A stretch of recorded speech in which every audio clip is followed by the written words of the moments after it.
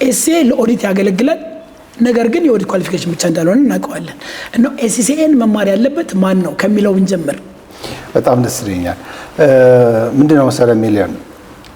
ኦዲት እና ታክስ የብዙ ተቋማቶች ትልቁ የልብ ትርታቸው ነው እዛ አገልግሎት ላይ ደግሞ ትልቅ ክፍተት ነበር ያንን ክፍተት ለመሙላት ኢሲሲኤ ሜምበርስ ወይ ሰርቲፋይድ የሆኑ አካውንታንት ሰርተዋል ግን አካውንቲንግ ኢን ጀነራል ካሰብ ነው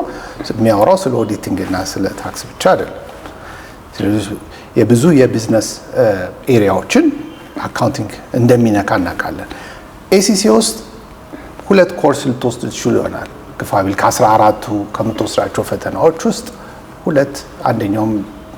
ቢጊነር ሌቭል ሌላው አድቫንስ ሌቭል ልትወስድ ትችሉ ይሆናል ታክስንም ኦዲትንም በተመለከተ ግን ኢትዮጵያ ውስጥ ሲመጣ ብዙ ሰው የተጠቀመበት እዛ ኤሪያ ላይ ስለነበረ ብቻ ያአመለካከት አሁንም እንደቀጠለ ነው ግን ኤሲሲኤን ማን ነው መማር ያለበት ብለን ብንወስድ ኤሲሲኤ አንደኛ ለመግባት ለመጀመር የመጀመሪያ ዲግሪ ወር የመጀመሪያ ዲፕሎማ ወር ማስተርስ አያስፈልግም ኤሲሲኤ ለሁሉም ነው በጣም ጥሩችን መድገም ፈልጋለሁ በጣም አስፈላጊ ነገር ስለሆነች ጥሩ ነገር ነው ያነሳት ምን መሰለ ብዙዎቻችን ብዙ ሰው ኤሲሲኤ ለመጀመር አሁን ስለ በኋላ እናወራለን ጀስት ለመጀመር የሆነ ዲግሪ ያውም የአካውንት ዲግሪ ወይ ማስተርስ ወይ ምናምን የሚያስፈልግህ ከብዶ የማየት ነገር አለ እጅግ በጣም አስፈላጊ ስለሆነ ኢትዮጵያ ውስጥ እንግዲህ በጣም ብዙ ኮሌጆች ዩኒቨርሲቲዎች አሉ